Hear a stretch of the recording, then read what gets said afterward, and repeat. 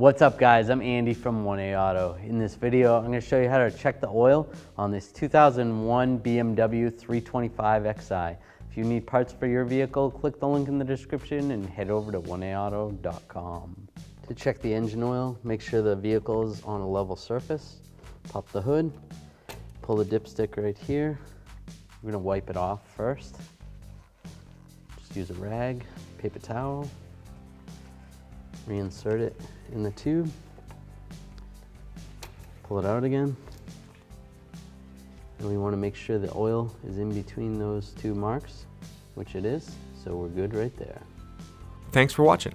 If you want the parts to do it yourself, check out 1aauto.com, the place for DIY auto repair.